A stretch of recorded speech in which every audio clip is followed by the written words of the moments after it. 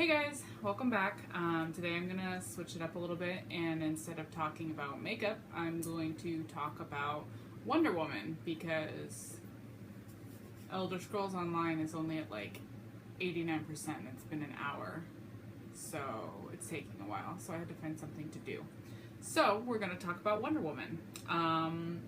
It's fucking awesome. I don't know if you. This is my husband, by the way. This is Drew.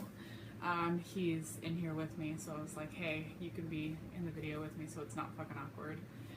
It's still awkward. How awkward it is. But... It's super awkward, I'm sorry.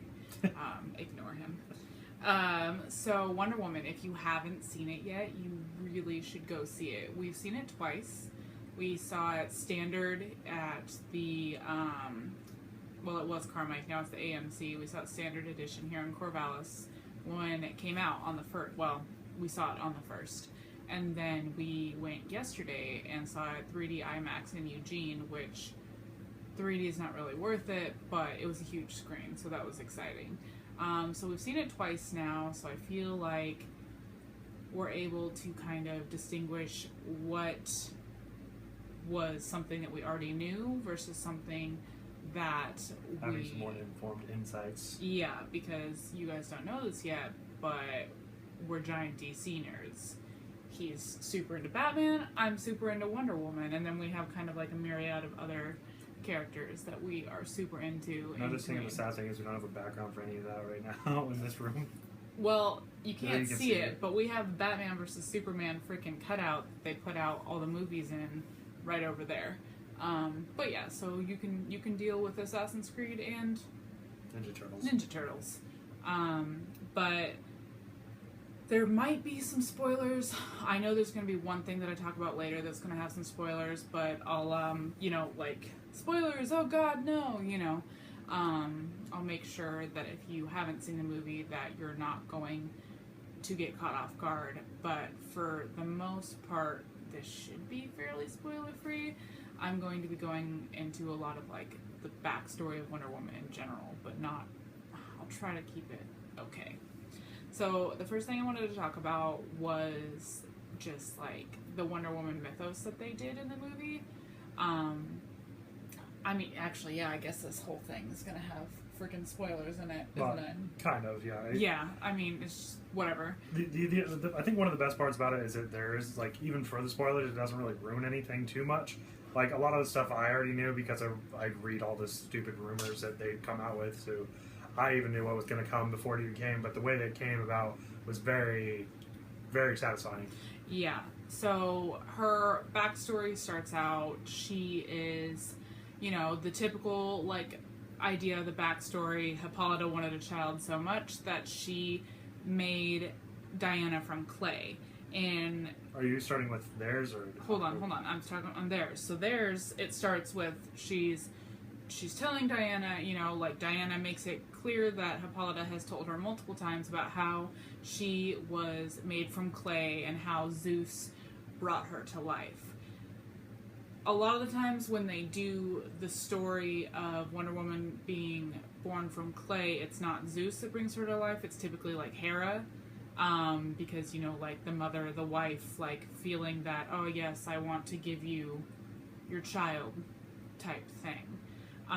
So they changed it up a little bit. They still kept it, oh, Diana is made from clay, she was given life by the gods, but it was Zeus this time, which, spoiler, big spoiler, I guess, it kind of goes into, it's like good that they used him because it's actually, she's the child, like the physical child of Hippolyta and Zeus.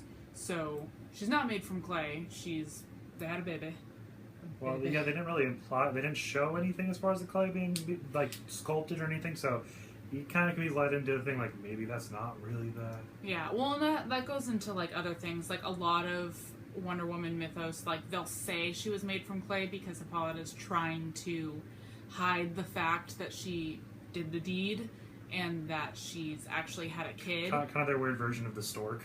Yeah, so it's pretty common for her to be told that she's made from clay, but she's really not, though normally in the comics and stuff, she's the child of Ares, the god of war. Like, the animated, is it just Wonder Woman? Or is it Wonder Woman War? Or no? No, because they did one in the Justice League animated, like the Bruce Timm version. Yeah, and like Ares. I can't remember. Was that Hades though? I think it may have been Hades because sometimes Hades is her dad, but a lot of the times in the comics and stuff, it's either Ares or Zeus or something like that. I think the one thing you can say is it's never going to be Poseidon. Yeah, that'd be weird. In the new 52 comics, I don't think she ever thinks that she's made from clay. She knows from the get-go that she is this the a new demigod. 52 one? Yeah, I'm talking about the new 52. Oh, okay. Yeah, she knows from the get-go that she's a demigod, but in the movie they don't really. Demigod isn't a thing. She's just a god, which is awesome. I mean, I'm here for it. So they start out, you know, like, and they tell like a kind of creation myth. They make it very. I guess this isn't really a review. This is kind of turning into a describing the differences video. Well, as far as you kind of have to go over a general thing of what's going down. Okay, so general thing, you know, that's going down is like they tell like an origin story. They make Zeus the creator of mankind instead of, you know, traditional Greek mythology. It's like Gaia, you know, Kronos and like all that stuff. So they make Zeus like the like Christian god figure that made mankind. They make Ares the Lucifer character, the one that's like, fuck these monkeys, like let's just get rid of them. And there's a battle, and I guess all the gods die except for Ares, which I think is a little weird that Ares can literally kill all the gods. But then again, in God of War, Kratos does it, so... Well, it's always kind of weird, like, what they acknowledge as far as the gods being, like, mortal to some degree. Yeah. So, obviously, you know, in this world, they've kind of established that only... Well, did they? No, they don't establish that till the end, I guess. What? Well, about gods being able to only kill gods. Yeah, that comes up later with the whole god killer thing. We'll wait for that. The whole time, they're just like the Amazons are put on the earth to kill Ares. To protect all of humankind and protect and be the bridge between the worlds and all that other stuff. And understanding, you know, they speak all these languages. They're supposed to be able to like bring men together. So anyway. Shit goes down, the Amazons are made, the Amazons get enslaved, they throw a revolt, Hippolyta's a badass, Antiope's a badass, they get their island. Zeus is dying and makes the island and leaves them with the god killer. We'll leave that, leaves you with the god killer, and peace happens. And as we know, with the world of man, peace does not happen. And so it turns into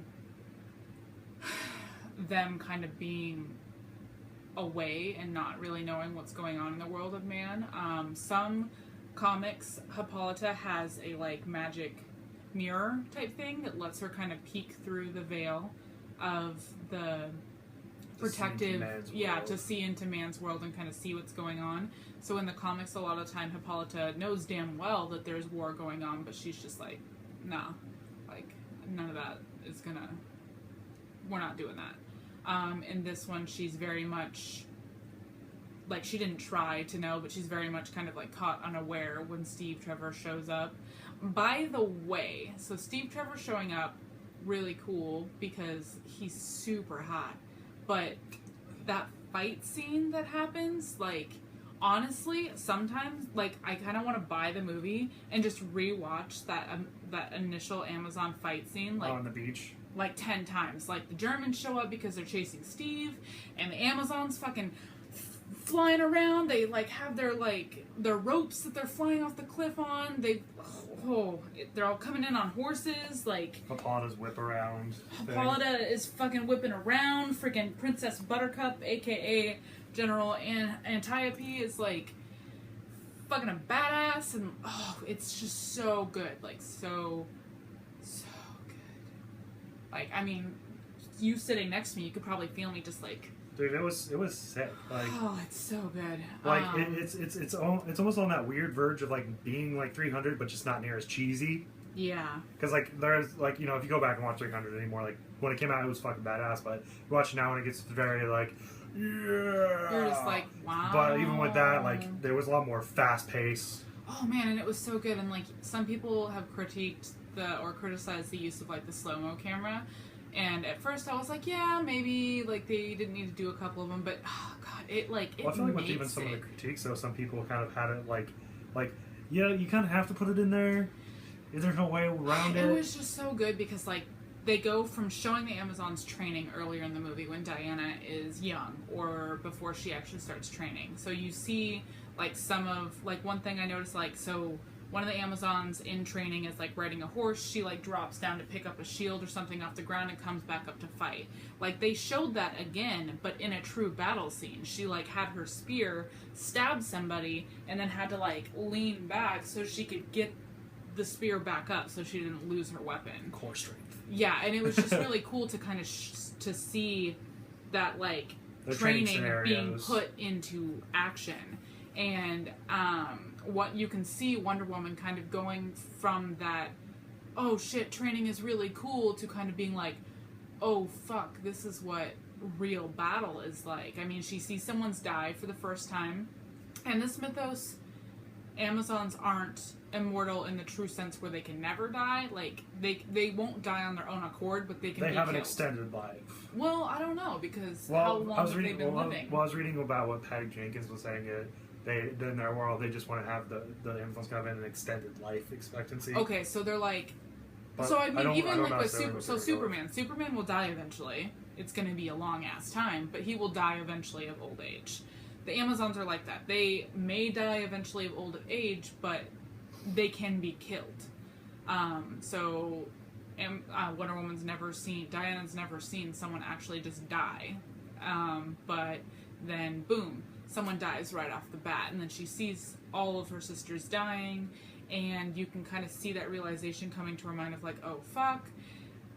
And then, like she's just not very battle ready. Like she fights a little bit, but it's very like janky, kind of like, how do I apply this to real life? And it's kind of cool to watch that and like kind of watch her progress through the movie and kind of seeing her develop her fighting skills and like all those things that she's learned.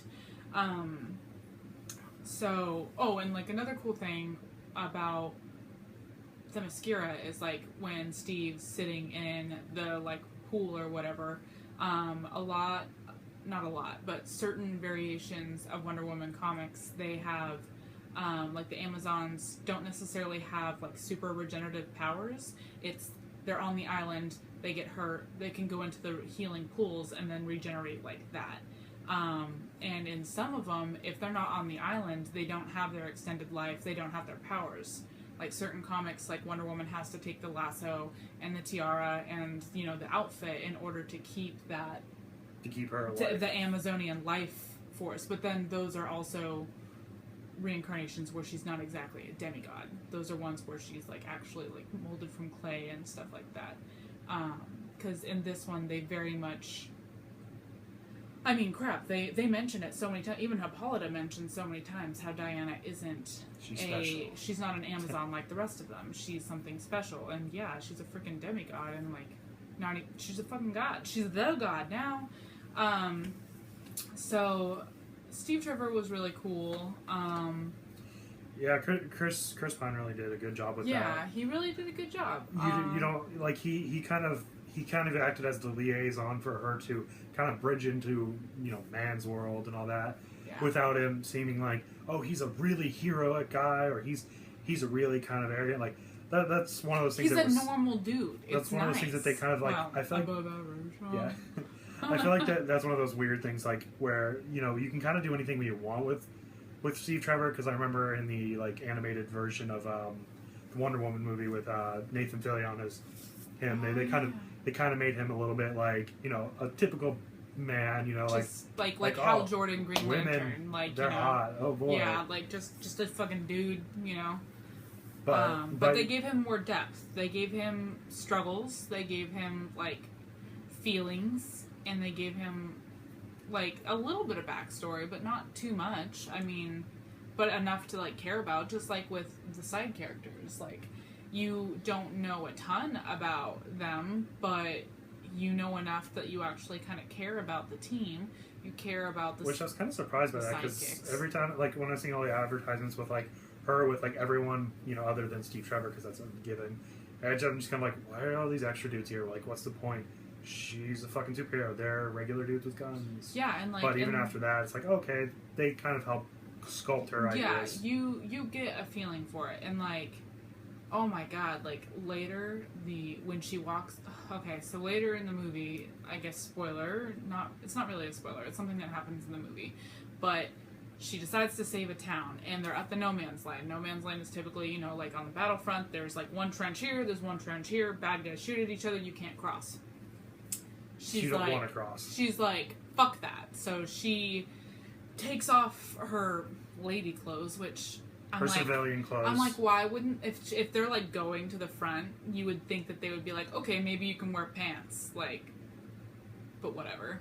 So she somehow gets all that shit off, and she's wearing not only her new iconic outfit, but her shield on her back. She's got the sword and everything, and she just, oh, it's so good. She just like walks into no man's land, and she's like, you know, it's like there's music, there's like sound, the people, they're shooting at her, and like all the men behind her are kind of just like shocked, and then they realize like she's taking the fire, like she's doing this, and so they all like start following her. They take over, and she makes her way to the town, and more badassery happens, and she saves the town, and it's great.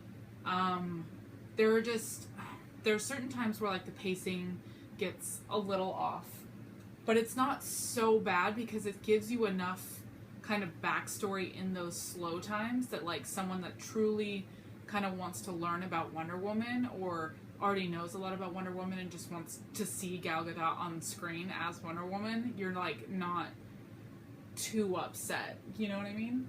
Well, yeah, again, like I feel like there's kind of some big areas that you're missing is like, you know, after they come back, like because you. Well, I'm not. Yeah. I don't want to give a play-by-play of the whole movie. No. Well, I'm just saying some of the play stuff though, where she's trying, like I'd even say like going back and seeing her how naive she is to just man's land and having to deal with all that, and she's kind of constantly being put in her place. Yeah, I guess that. And then she's just kind of like, you know what? No, I'm tired of being put in my place. That's true. That is a good point, because the whole movie, she's basically, everyone's like, Diana, no, and she's like, Diana, yes, like. So at that point, she very much was like, you know what, like, I don't really care about what you guys... Your roles were good. I don't care about your politics. I'm going to do what I need to do. I need to do the right thing, not the political lead right thing. I felt like they did a really good job with the Ares character. I really want to talk about it, so spoilers. If you don't want to know who Ares is, if you don't want to watch stuff like that, you better not watch anymore. So Ares was cool. We knew who Ares was from the beginning, because we looked for that, but I can see how some people assumed it was Ludendorff the whole time until Sir Patrick showed up on screen in that tower. They did a very good job of playing Ludendorff off as like the ultimate evil type thing, and then especially like when they're in the gala and they're dancing and he's talking about how one of the gods, like, you know, praising war pretty much, and talking about how the only way that man can be worth anything is war. So it very much kind of puts you in that thing where you're just like, oh shit, like Wonder Woman's gonna fucking kick Ares' ass, like, and then it's very anticlimactic when she kills him. And then you're like, oh, that's weird. And then here comes Sir Patrick. And you're just like, oh, shit. Yeah, I think that's almost one of those weird pacing issues, too. Was just like, after, like, you don't have too many times where they you know, you killed the wrong man. And then it's just like, then it's just kind of standing around moment like, oh, nothing happened. Weird. Like, it was good because it helped kind of develop Wonder Woman's, like, it gave her a moment to kind of, like, get that internal struggle that, like, maybe man isn't good. Maybe man's not all good. Maybe, well, and to preface that, her whole idea is the whole war is contingent on Ares' influence of man. Not necessarily that the war is happening, but the war is happening because man is corrupted by Ares, so therefore Ares she doesn't realize that there's the capacity. Like, at this point, she doesn't realize that man has the capacity for good and evil at all times. And that it just takes a situation for them to make that decision to either be... I don't think I set a timer for the laundry. sorry, they don't have that opportunity. Like, she hasn't had the opportunity to see Man and see how there is going to be that internal struggle always, where opportunity arises, and it's like, do I go the bad way or do I go the good way? You know, like the whole, you know, angel and devil on your shoulder. Perception of like what people are doing. Yeah. And because like obviously with war, you can they definitely make it so that there's not necessarily a clear bad guy. And like even when somebody does necessarily the right thing, it may have some wrong consequences. And even with the whole, you know, iteration of who you think Ares is after you find out that it's not Ludendorff, and be like, wait, it was the guy that was, or what was the guy's name? Sir Patrick. Yeah, Sir Patrick. When you're like, oh, it was him. Like that doesn't make sense though. He was doing all those things to help, and it's like, no, he was doing these things to coerce. Because, yeah, you can start making the connections when it all happens, and like when you look at it, he's actually like a really good character. Like, he's helpful. Like, he you can see kind of how he influences and kind of like plays on Man's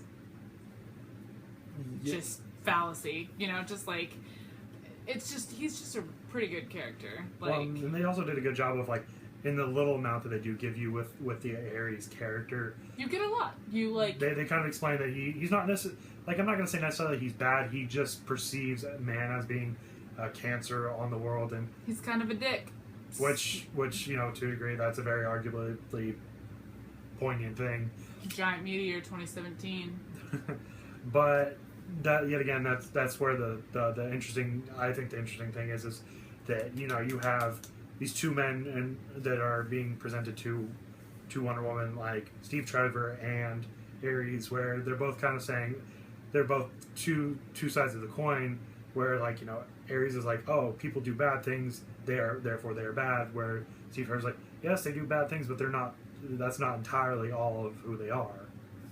Which they're both trying to kind of present their case to her, opposed to, especially with the whole Ares thing, they didn't just make Ares like out for vengeance and death and wanting to kill everybody. He just wants pretty much, well, with the exception of Man, he even wants Wonder Woman to join him. But yeah, but it would end up with destroying all of mankind. And what, they would be the two gods living on this planet with nothing to do? Like, okay. Yeah. The fight scene between Wonder Woman and Ares, a little over exaggerated with CGI, though. I just realized though that all that electricity was probably like, you know, like the leftover electricity from Zeus helping Wonder Woman defeat Ares type thing. Well, the thing is it was first Ares shot it at her, and then she was able to. No, I know, but you know, like the thing that knocked Ares down in the beginning was Zeus's lightning bolt. So it's like that's kind of a cool connection that I just made. What's funny though is like even with the grandiose, you know, Ares Wonder Woman fight, like, yeah, that was good and very, very emotional driven, but, you know, yet again my Batman-esque thing getting in there. I love the warehouse fight, just like showing that she yeah, like her like actual like fight scenes, like when she just goes and fucks up that town, like, well, the soldiers that are occupying that town. Oh man, that's fucking awesome. Yeah, like the whole fight with Ares was a little more like mystical, weird than I would have liked, because it wasn't so much showcasing her powers as being like, oh, like lightning, you know, like, and I felt like the use of this was a little overdone, you know, because that's like the ending, the killing blow. Like, she didn't punch him or anything, she just. Well, it was concentrating the electricity into one point. Yeah, but I don't know. Yet again, I'm still very unclear as to what the whole blocking, like, thing is. In the beginning with Antiope? Well, in general, just like even when they did that Batman vs Superman, I wasn't entirely sure. Like, so she can create force fields. Like, that's kind of cool, but like. Yeah, that's a little something that's weird, because I like the idea of it, but it's just like it doesn't really. They don't really explain as to what it is. In the comics, is there anything like that in the comics? Well, in the comics, especially the New 52, spoiler, Wonder Woman becomes the god of war, but the rest of the gods are still alive at this point, but she ends up killing Ares to kill the firstborn. It's weird. It's good. It's weird. And she ends up getting the powers of the god of war, and her cuffs are kind of what helps her restrain her powers, because she is in theory, she is a demigod, but it's supposed to be like love, compassion, truth. You know, like a lot of the Wonder Woman mythos is that she sees like she has compassion and she sees and feels love for all humanity, regardless of what they do. And so in the New 52, it's like, you know, the first one's just like, well, not just the first one, but a lot of the gods are just like, oh, like, take off your cuffs, like, realize your true power. And, like, it happens at one point, but she kind of goes, like, fucking murderous, bloodlusty, because she can't control her god powers necessarily, so the cuffs are kind of something that help tone it down and help bring her back to herself and remembering who she is like the Amazon way. The Flash with Caitlin Snow having the inhibitor cuffs. Yeah, a little bit. Being it the inhibitor like necklace so that she doesn't become Killer Frost and all that. A little bit, yeah. So it's like she can take them off at any time if she chose to, but she chooses not to because she knows that she can't control it.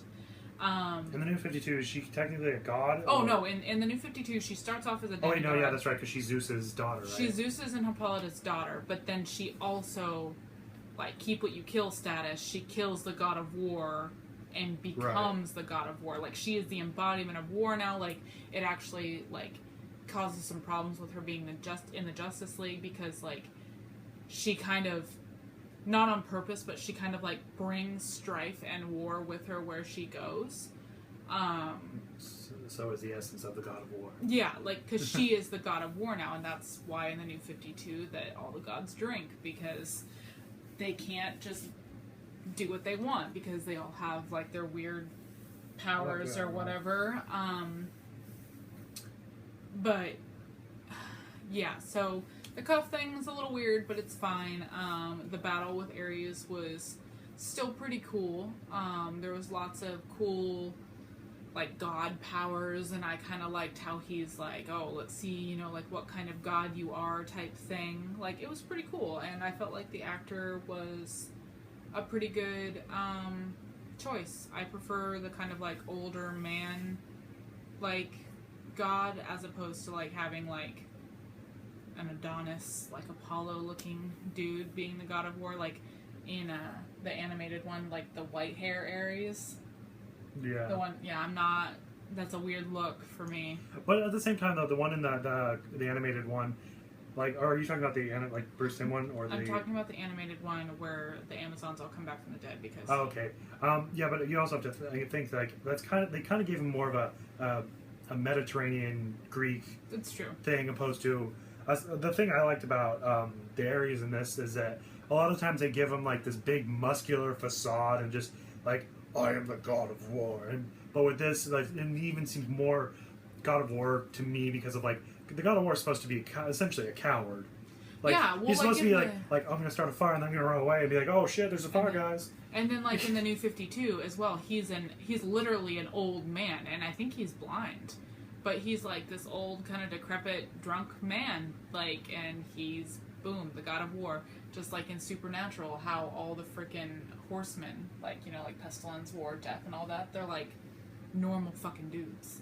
Well, except for the Pestilence, or the Gluttony, or they were all fucking weird. But yeah, so we're at, like, 30 minutes of rambling on for this video. Is there anything you wanted to add? I think the cool thing, especially between, like, you know, the fight scenes that I thought was kind of a very incorporative thing that makes her even kind of, you know, I'm going to say this, cooler than Batman and Superman, is you know, to both the fight scenes that she had were similar to the ones that were in Batman and Superman, but Batman and Superman, they were separate. So Batman had the warehouse fighting the guys, and then Superman had the Grandurous fighting the Doomsday. But, you know, they show her being able to do both. She's a girl that can do both. Kind of. She has obviously she has a tactical mind that's, you know, has been said in comics, has been, you know, far greater than Batman's at points. And she also has shown the power that can be far greater than Superman's, which that's kind of what I like about her, is that she can do that. She's like, you know, she's a more well-rounded blend of, like, you know, the Batman, Superman, whereas, you know, Batman's thing is his what's it called? his tactical thing ends up getting to a point where he doesn't trust anybody, and Superman's power ends up being just that. And once it's taken away, then he's kind of like, I don't know how to fight. Yeah. Which, if Wonder Woman's powers, it usually seems like if She's she still gets taken trained as away, a fucking Amazon. it's like, yeah, like, it's just the punch is going to hurt a little bit more, but it's not going to. She's not down and out. Yeah. So that's one of those things. But basically, like, the Wonder Woman movie is so good. Gal Gadot is such a good Wonder Woman. I am so excited. I don't think there's anyone in the cast I didn't like. No, everyone was cast so well. Like, even the small parts that, like, Dr. Poison was... Oh, and I am here for, like... They weren't all white on Themyscira. I am here for that. Yeah, that was very important. There were so many ranges of skin tone, and, it was so good. And then I also really enjoyed just seeing, like, an Israeli actress being... She's Wonder Woman, been in the military, like, actually, she's, you know, she's like, it's like, I mean, Scarlett Johansson's cool and all, but I don't need her. I think the problem that they have, like, you know, this will be a whole separate thing, obviously, but, you know, with like Scarlett Johansson, they keep alluding with her, with, you know, the Black Widow character, that there's something that's going on, but they never will acknowledge it for some weird reason. I don't know why. But at least this one kind of, you know, it actually kind of gives you the backstory to it, opposed to like her just showing up in Superman or Batman vs Superman, and kind of answers a few more questions. Yeah, you learn some more. You see a ton. Like, the Amazons are so cool. I'm so excited for Justice League to see the Amazons again, and I'm also really excited for like seeing what they do with Aquaman and stuff. I am so stoked that Patty Jenkins was able to direct this movie finally. I'm so excited they were able to get everyone in. I have been waiting, like, guys, I straight up cried multiple times while waiting for this movie because I got frustrated thinking about how badly it could go. I was kind of worried, and when the movie was getting closer to coming out, I actually kind of started ignoring it because I was, like, so worried that I didn't want to get myself too hyped up and then be disappointed. But I think there was a couple times too where I kept wanting to show you things about it. And you're like, no, just let me do my thing. Okay? Yeah, because he likes to not spoil things so much, but he likes to look up things that I'm like, well, I'm an obsessive researcher on that. Yeah, and I'm more of like a just let me experience it and then let me look it up later. So I'm really glad that we saw it. I cannot wait to own it. Honestly, we might go see it again in theaters. It's a likelihood. I mean, we're not doing IMAX again because 3D is terrible. But yeah, I mean, I'd go again. It's so good. I hope they have a cool statue with the collector's edition one. Yeah. So pretty much, if you've been thinking about seeing it but you weren't sure, why wouldn't you? I don't know, but please go see it. It's only the number one movie in the world at the moment. Right, and not just because of some token. Oh God, those. Yeah, okay. I'm not even gonna get started on that. The whole token idea. Nope, we're not starting. The rant of women and blah blah blah. Ooh, okay. That's not even a. That's like, honestly, that's not even a thing. Like, yeah. Basically, it's a great story. Wonder Woman is a great movie. Gal Gadot is a great actress, and I'm so excited she's my Wonder Woman. Patty Jenkins can direct literally everything from now on if she wants to. I'll also say on the you know, the side that a lot of people might also be having the problem with, like, you know, they're going to beat you over the head with feminism and stuff. Like, I feel like they, like, from a man's perspective, they do it well enough that, you know it's a thing, but they don't do it to the point where it's like, yeah, you drown out the story and just keep the women. It's just, it's normalization of women, strong women. Like, it's just, it makes it normal, and like, it's blatant to me because it's like I only ever see male superheroes and male, like, driven, like, movies, and like, so when you're watching it, like, but you get so immersed and you're just like, you're not even sitting there thinking like, oh my God, this is a cinematic masterpiece, oh my God, this is making history, oh my God, look at how many women actresses are on screen. Like, you're not actively thinking about that during the movie because it's just so good. There's good story, there's good action, like, it's just, everything's really good. So on that note, we're gonna leave you. Yeah, probably should. We probably should, because we can keep going on. So thanks for listening to us ramble. Like and subscribe. I'm hoping to do more videos. There's going to be obviously more makeup. There's going to be more about comic books, which he might be here for that. And then I'm going to start adding in video games. But now I need to play some Elder Scrolls Online. So have a good one, guys. Wonder Woman 2, come on.